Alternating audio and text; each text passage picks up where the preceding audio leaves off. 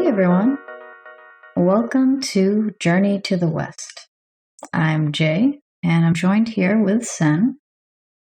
Hi everyone, I'm Sen. And we also have a special guest with us, Maka. Hey, I'm Maka. Nice to be with you guys. Sorry. So today we're going to talk about a very recent podcast that came out. And it's on the topic of racial bias or racial preference in dating. Now, this is a very loaded topic that we ourselves have been hesitant to cover. And we've been trying to figure out how to approach it in a way that does it justice, basically.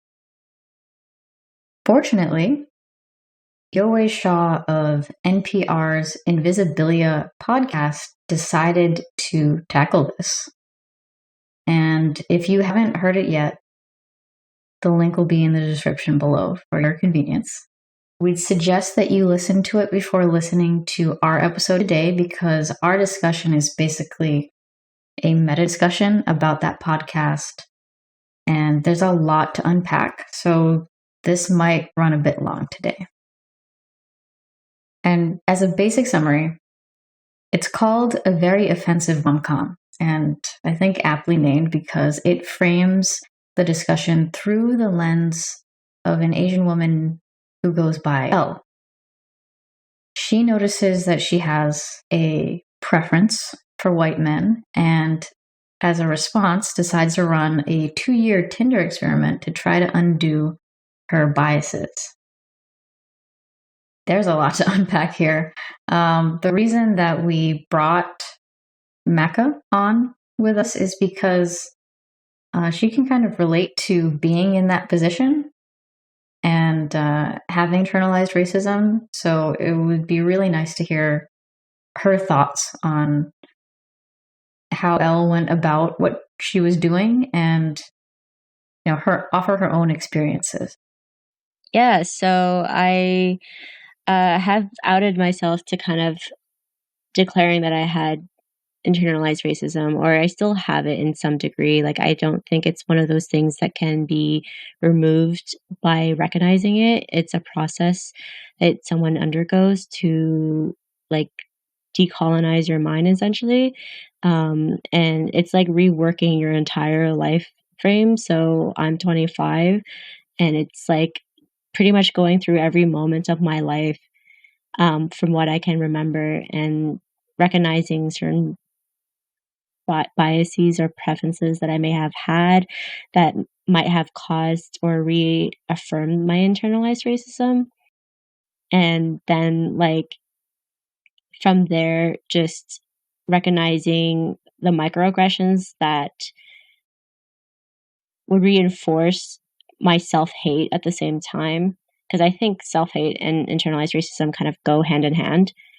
And because of them going hand in hand, like, it causes a lot of like mental depression that you can get as well from dealing with these two external factors, one being really internal, which is your self-hate. So yeah, that's like one of the things that I recognize myself in having. And when hearing NPR's Invisibilia podcast about this was really interesting because what Elle did with the dating stuff was like how I tried to combat it as well.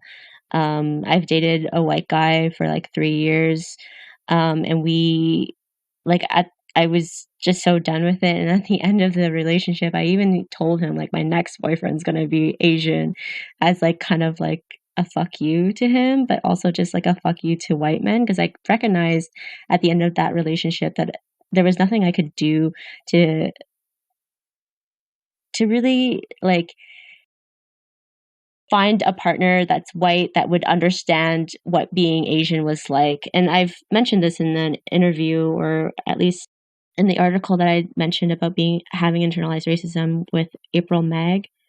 I did the whole thing with them, and I spoke about that, like how white people just won't be able to understand our world And one thing that Elle did with that experiment, I did that too, but in a way where I was only swiping to Asian people or South Asian people or just essentially people of color.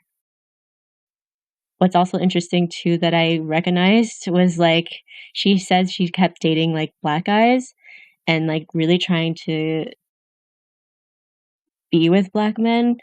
And I even tried to do that once, and that was really strange.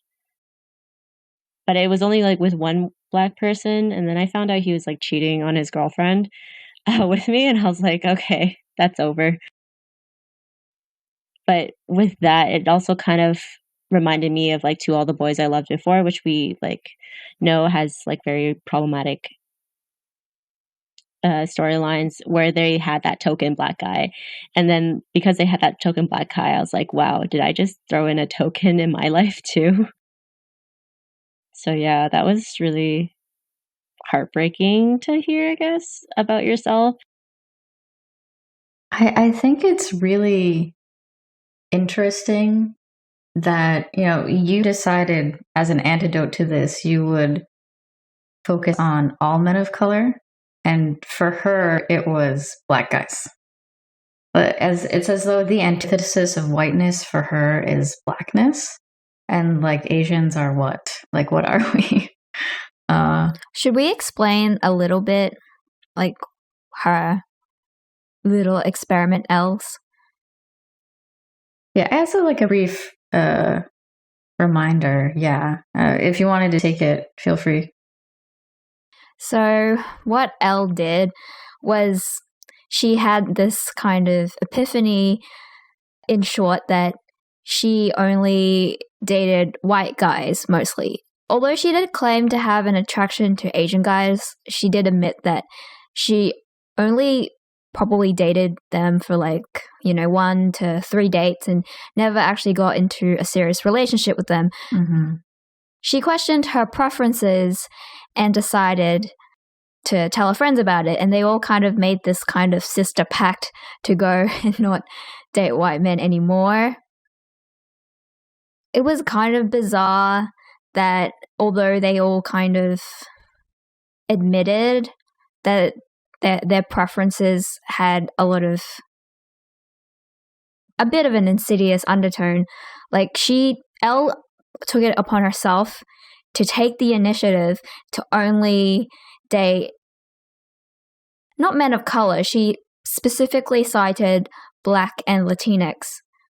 So she kind of went on this for 2 years at least, just going on Tinder, swiping right, is it? I don't even use the app.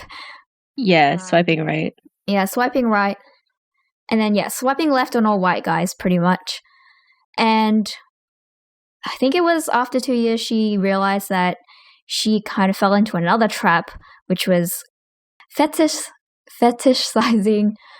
black guys, because she noticed that she was mostly swiping right on black guys. And then she had to have this, I need to re-examine my program. Like, she kind of approached it in a really objectifying way, to put it lightly. I mean, you can listen to podcasts and you'll know. The one thing that was interesting about the way that she was doing that, and like when I was doing that for like the Asian men, was because like, although I was starting to believe, like not starting to believe, but at least recognizing or noticing that there are attractive Asian men out there, like there was no access that I had for them. And like what she was doing is that she did have access, but she just refused to to recognize them until she like finished going through the parade of like Black and Latinx people, or Latino people. So it was weird for her to still kind of ignore it, to some sense of like she was just purposely ignoring Asian men until they were like, till she like exhausted every other option. She didn't think she was excluding anybody, because she did say, I was taking gender studies class, and she, when confronted when she was on Reddit, she's like, oh yeah, I'm open to all races, but I guess I'm more attracted to white guys and Asians or whatever. So I feel like in a lot of people's minds, they aren't exclusive, but I feel like that's just, you're not really examining your racial preferences and you're not holding yourself accountable, because most people will be like, I'm attracted to who I'm attracted to without, self-reflection. And I mean, everybody has bias. Like it's impossible to not have something, because we don't live in a vacuum. Like we live in a society, especially if you're living in the West, that is white hegemonic. It prioritizes white people, and specifically white men, in power. It's a racially stratified society. There's class issues, there's gender issues. There's all kinds of shit that we can't really remove from the things that we do, the things that we believe in our daily lives. So to think that you can solve a problem that actually runs a lot deeper than it seems, something so superficial as like a dating experiment, really misses the whole point. The experiment, it seems like she did it to like you said, kind of reaffirm her not being racist, but it didn't fundamentally question how she even came about to having racism. I think the way the podcast was trying to frame it was there's a history of emasculating of Asian men, and then as on the other spectrum, it's internalized racism for Asian women too in this regard. When we heard C's story in there too, someone even pointed out to us, or at least I read it somewhere when someone's commenting on it, it affected his life, but for her it was an experiment. And that was something that really resonated with me, because it's you don't realize how much it's affecting other people's lives, and then when you just think it's harmless to say it's just a preference, you're excluding and hurting another demographic of people that are supposed to be, your brothers and your fathers and your grandparents. Oh, it's a kind of dehumanization. I think it's interesting because as much as people say they're open to all races, it's very clear that it's hard for people to see people of color, other Asians, as just personalities, as individuals. And I think that when people just boil it down to it's just a preference, again, you're just absolving responsibility, and you're saying that it's part of this kind of abstract idea of attraction that you can't control it. It's this because the way they were framing it in the podcast was that with the L, she felt her belief in love and attraction was this kind of magnetic, all-consuming sexual chemistry that they're supposed to have, and the first kiss is supposed to be some kind of explosive thing. And she would write anyone off that didn't get to that emotional high for her. But even more than that, she would subconsciously exclude, men of other races in favor of white men. And I don't know, it's kind of hard for me to understand what they were trying to get at, because on one hand they're oh, it's a personal choice, and then on the other hand they're it's kind of racist. I felt it didn't really try to address racial preferences as a system of white supremacy, or the fact that we're continuously bombarded by white mass media trying to impose white beauty ideals, but also the fact that with mass media, we're always trying to humanize, white people, white men. But again, us as minorities, we kind of just are a faceless horde in the most crude sense. Yeah, it's just the point about humanizing and dehumanizing. The experiment felt super dehumanizing for the men of color who she singled out to date, because I'm not sure that she actually began to see them as individuals in the same way that she already saw white men as individuals. It was more of a, okay, if I expose myself to a person who looks this way enough times, then maybe I will be less racist in my choices. But that's not really how that works. The interesting thing about the science behind bias and behind preference is that, well, one, we have confirmation that it's not an innate thing. Like, people aren't born racist. This is something that you learn. It's conditioning. And like, we live in a society where we're inundated with all of these, all this messaging that tells us that white is right, and that white people are individuals, and that everybody else is not.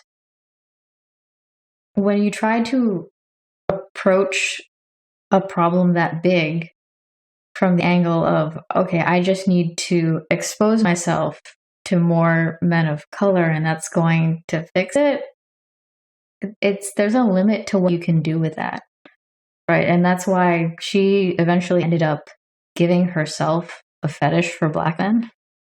And when she realized that, she was like, oh shit.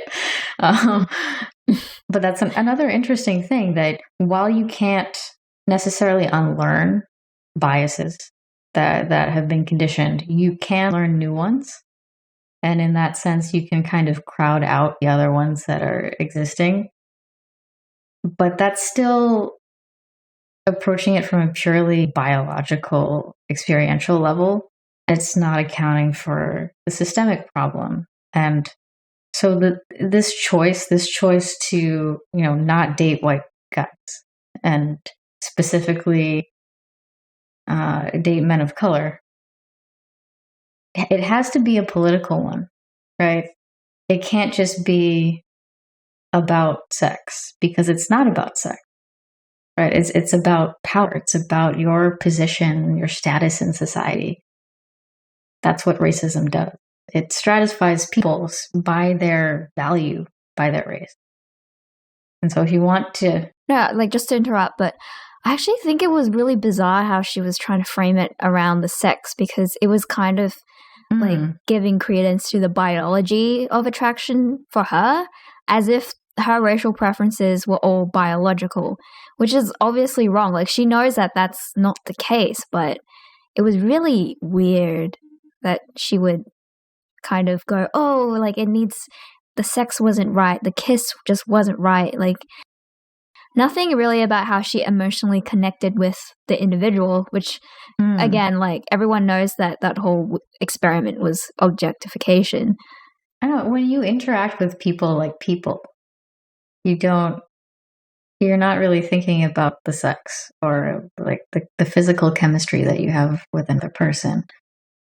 Like, even if you've spent, more than a couple of years in a relationship with any person, whether that's like a friendship or a family member or significant other, you understand that it's not always going to be great, right?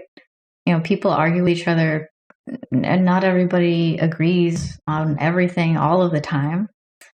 And like, sometimes it'll be easier to interact with each other, and sometimes it'll be harder. And it takes work to actually sustain a relationship with another person as a person, from one person to another.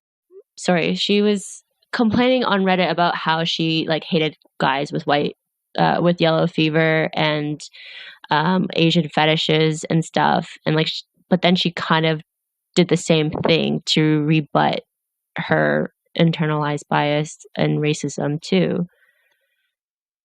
So when she did that, like, just kept going with black men, for example, like, she just adopted a lot of the rhetoric or the talking points of how white people see her. So with what Sen said, with the using sex as a thing, it like that's the no one's telling her that she can't sleep with white guys. The problem is like moving beyond sex. Like you said with the relationship, right? Like she wasn't trying to think forward with that. Like sleep with whoever you want, but don't like when it becomes a relationship, when it becomes more meaningful, that's when the politicalness should even come in almost. No. Well, it's the thing that like she was able to form meaningful relationships with white men previously, but for the longest time throughout her experiment, even though she was going on dates and sometimes having sex with these men of color, she wasn't connecting with them at an intimate level, which to me is kind of the sign that you're not really treating them like people. And so this becomes a superficial like solution, because it's all, like, I mean, even just trying to find anybody on these dating apps, it's pretty much superficial to begin with. Like you're not even like you're having a plethora of options at the like tip of your fingers, at your fingertips, judging people from how they look primarily to then what they write about in their bios. So that already was pretty not necessarily inauthentic, because there are people who like get married after meeting each other on Tinder or whatever. But nowadays Tinder is just a hookup app, and like you're going to want to hook up with someone who's physically attractive. And again, that goes back to like how we see these the men or women that we choose to sleep with. I think that this could bring the conversation to something that they didn't really hit, in my opinion, which is, again, everything's framed as her preference, her idea of what attraction is or what love is, in terms of, oh, mind-blowing first kiss, oh, the sex just wasn't mind-blowing enough. Like, so I feel like as women, there needs to be some kind of accountability agency if we want feminism for us to actually move forward, like we've mentioned in podcasts before. And I think this goes back to like what we've been talking about a lot, which is the personal is political. And for her, the idea of like racial preferences, again, was purely on a biological or a very superficial level of sociology, which is the dating game. But it should make us self-examine. Like, a partner shouldn't just be, like, I guess, compatible with us, like, in terms of personality, but also what we stand for as a person, like, what we stand for as people.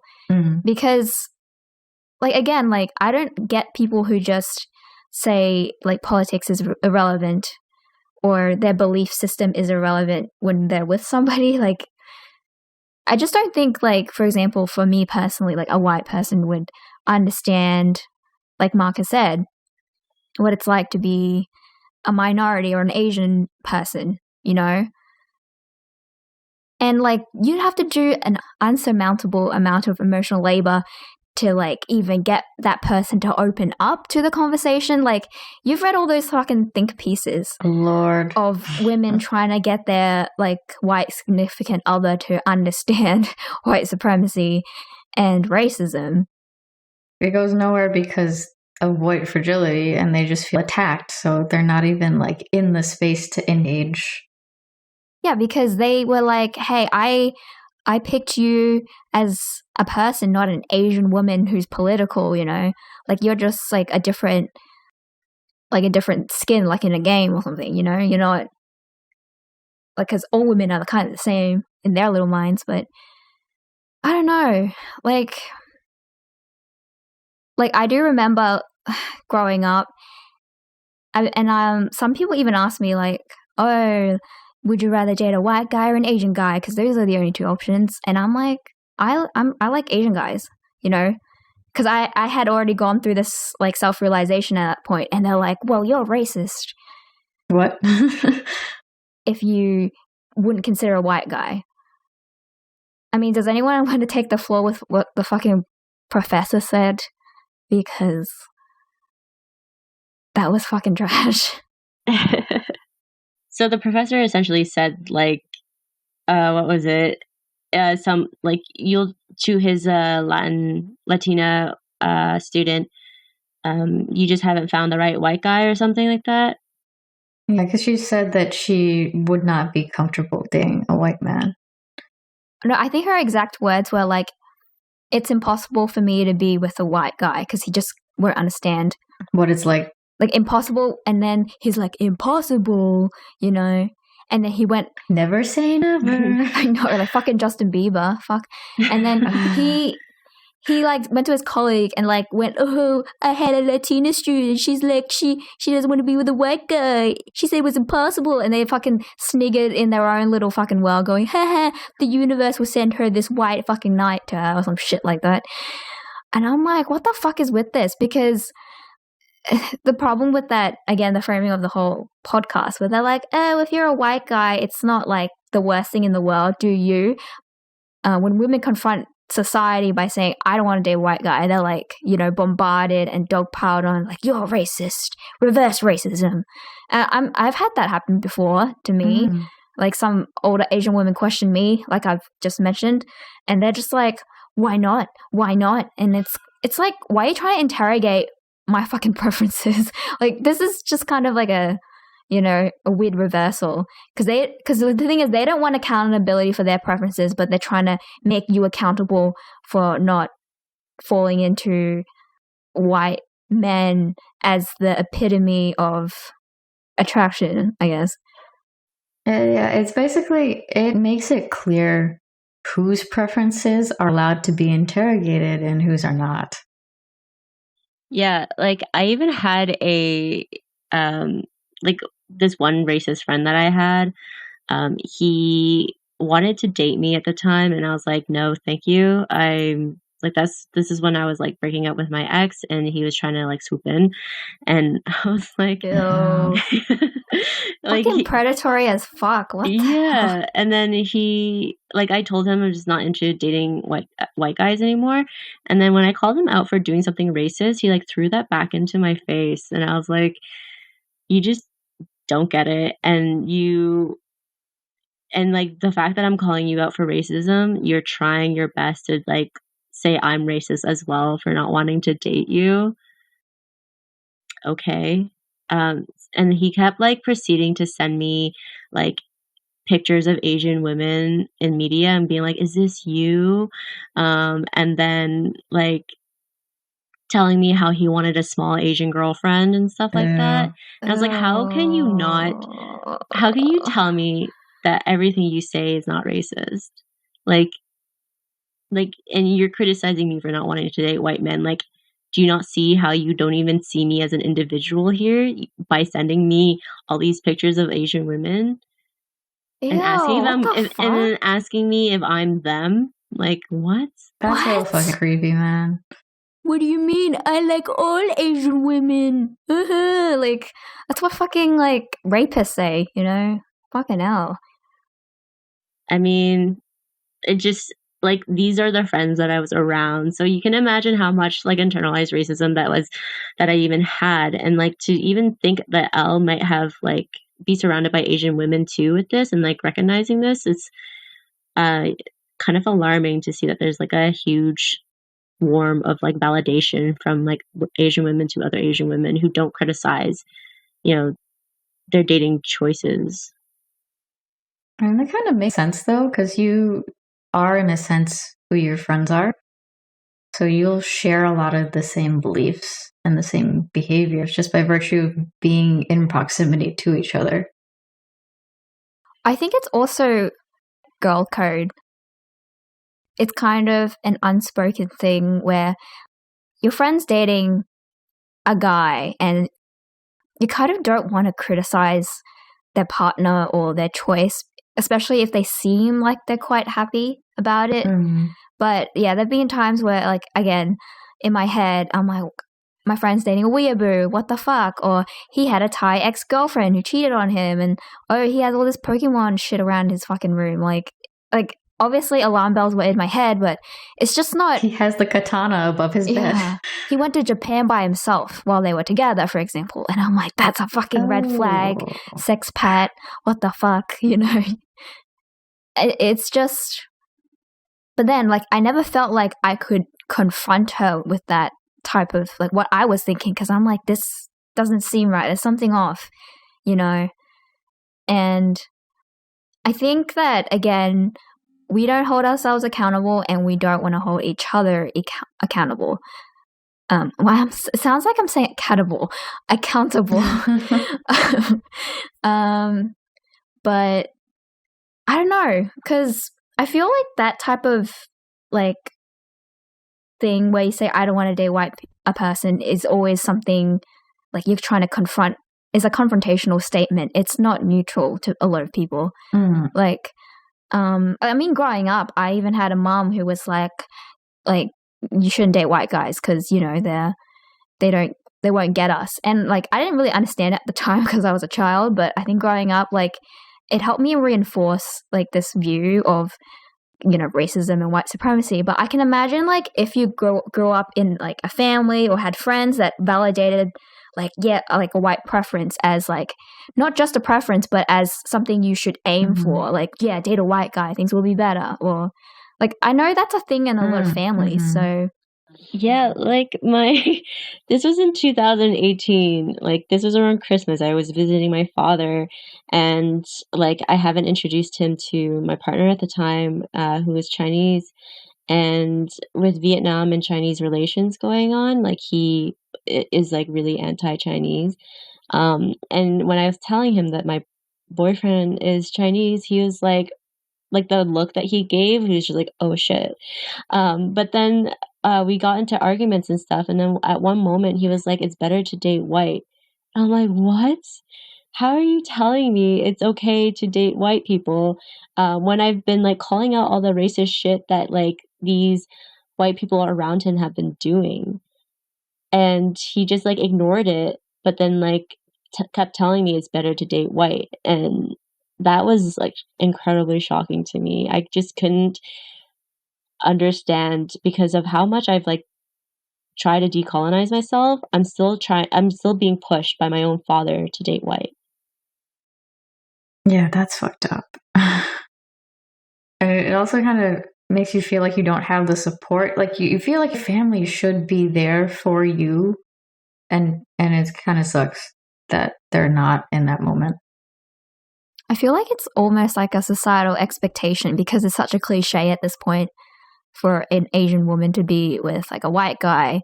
Is kind of like its own, like self-fulfilling prophecy. Like, a lot of people just reinforce it, and, like, people who are more, like, younger, impressionable women, girls, they just go with the grain. Like, they don't question it.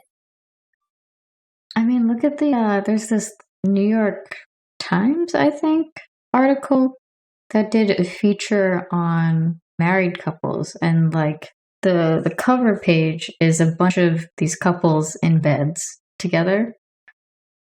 And, like, there's one pairing that's, like, two Asian women, but there are the only other two Asian women on the cover are with white men. There are no Asian men there. So, like, that's just how much it's taken for granted that Asian men aren't even in the picture. And Asian women Asian women basically belong to white men if they're not just with each other. So it's like, it's this very strange. This is like a promotional erasure. Like, not only is it happening in the media, but even, like, the Asian men around me, or at least my father, for example, is promoting this erasure too. And it goes back to the podcast where, like, you had C's like experience with like seeing his own sister tell him, or at least tell it indirectly to him, like how Asian men are just disgusting. Because then it frames like how do other people see him, and then it, you know, perpetuates from there, like hating Asian men or finding Asian men gross, and then even wanting to kill them for being too patriarchal, while also having the same stereotypes of them being subservient and dominant at the same time. I think it would have been really good, because I feel like some people are gonna like bring up the whole like, oh, he's just bitter because of his sister, and then it's like allude to some kind of incest bullshit, which we know isn't the case.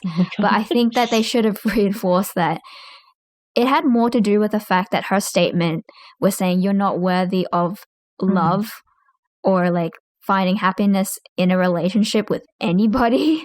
Like, I feel like that should have been emphasized, because that kind of, again, goes back into the dehumanization process. Like, they did try and briefly explain like the history of like Asian Americans in terms of like how women were hypersexualized and men were systematically feminized, but I felt like they should have focused more on, I don't want to say victimhood, but more so like how it really, like, again, like Maka said, like impacts people's lives, and not just about Elle trying to like find self-realization or finding herself, or, you know, like it's just like the conversations seemed a bit juvenile in that sense.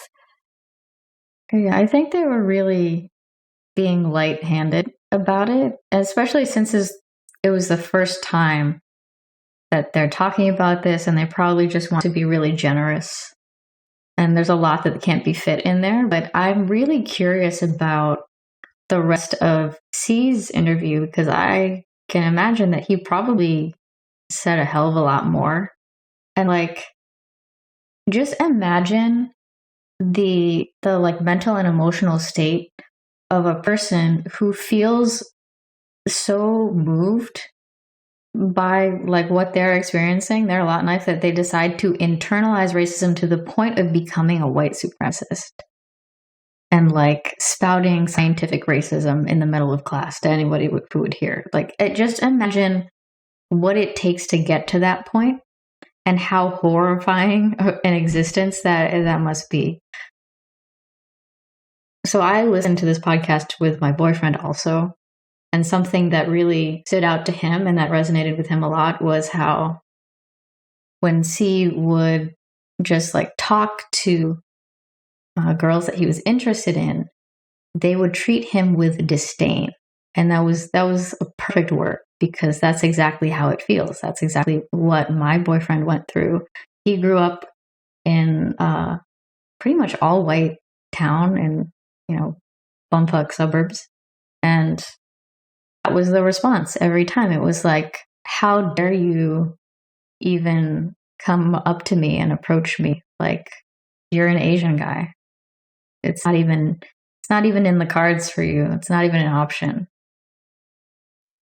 Yeah, even for myself, like growing up in a white suburb, like I've always grown up around white people, and to even like paint how like internalized racism that I had, my favorite movie growing up was Pocahontas. Like, that's how bad it was. Like, I have like the memorabilias of Pocahontas. Like, I slept with the VHS. Like, that's how bad it was that I had it. Oh, and God. yeah, it was really deep. And like to be raised in a white suburban area, you also get that too with white men seeing you. Like, I was one of the few Asian people there, and you know, I had to do a lot more to just fit in and to try to find genuine relationships with people. And this also extends to friendships, because it's like some of my friends would, like, I could always feel a difference when I was hanging out with all my friends. Like, even one time I was on the bus with like one of my friends from Sweden, and we were just talking and hanging out, and we were heading back to my place, And some guy on the bus turned around to us and said, "I like seeing this." And I was like, we were both confused of what was going on. It's like this older dude who's like, "I like seeing Ew. this." And he was pointing What? out to us being like interracial friendships, like he liked the fact that he saw Okay. like an Asian person with a white person being friends. It was such a weird experience because no matter what, I was always othered, even in my own neighborhood, even though that was a white neighborhood. Like, I couldn't just hang out with my friend. I was hanging out with my white friend, or she was accepting me as an Asian friend. Like, what type of dynamic is that really painting in these type of neighborhoods? It really makes it feel like or sound like you being Asian is something that needs to be overcome, like it's some kind of disease that you have. And good on this white person for seeing past your race and still choosing to be friends with you, like a magnanimous person, which is really fucked up and still reinforces that social inequality where like white is put on pedestal and you are still seen as inferior. Yeah, exactly. Like, oh my God, I could go on for ages talking about where I live and how I grew up and stuff. Like, it definitely just wasn't great. And like, even though I felt like I could feel how much of a minority I was, I like still couldn't like have genuine relationships in the end. And I tried really hard to foster that. But yeah, it's not easy to like go around and think you're always the other, especially in white. Sorry, it's not easy to accept being the other. So to sum up, I mean, I'm sure there's a lot of things that we missed here today, but this is just the beginning of the conversation. And I think the positive of this podcast coming out and having this conversation come to the mainstream is that we don't have to feel like we need to walk on eggshells now, right? We now have the permission to talk about this and build on what's been put out there so that we can have better discussions and not just talk about the thing, but actually push for solutions to this problem. And I think something that really helps to frame this is decolonization. That's a word that I think should have been brought up in this conversation that was not in the podcast, because you really can't expect to undo centuries of oppression with, a very simple deciding to date more men of color, You really need to understand the history that goes into this, the structures at play. And we talk about this a lot, about how, if we really want to move forward and we want to make things better for all of us, then we need to be in direct opposition to white supremacy and specifically the white patriarchy. So like if we're to move forward, we need to adopt an Asian feminism that prioritizes decolonization. And I think we're all still figuring out what that would look like. But if you want some foundational context for that, there's this great paper that was written by Sunny Won on white sexual imperialism. We'll link that in the description too. And we've also got some articles on Pro-Asian Voice. Gia's written quite a bit about examining racial bias in dating across sexualities for Asian men and women, which I think is also a valuable resource. But yeah, we definitely need to shift the focus to decolonization.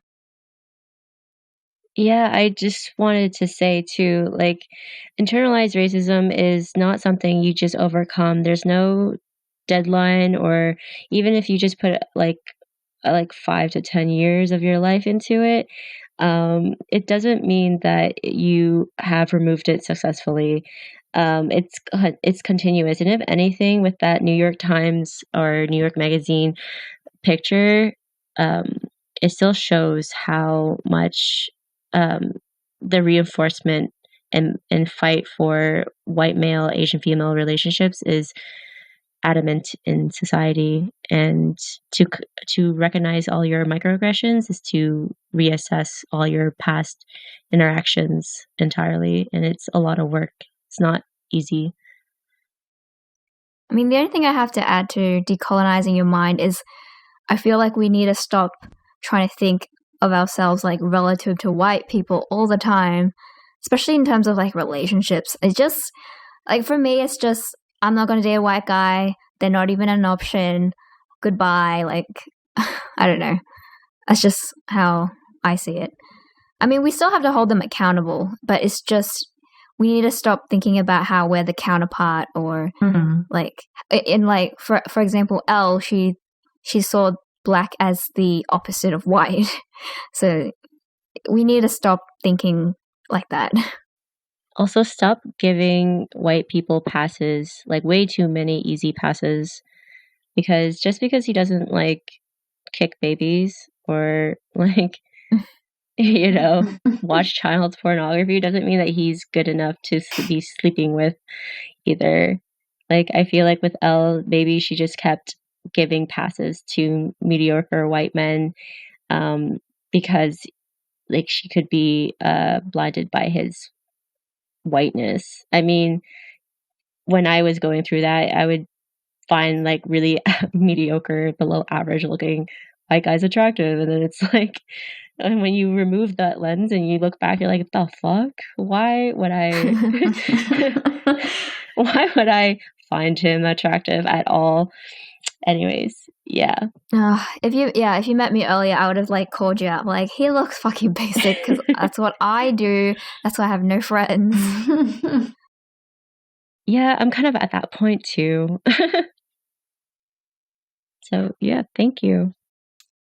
Yeah, thanks for coming on and sharing your experience. No problem. Happy to be here. Thanks for letting me be on here.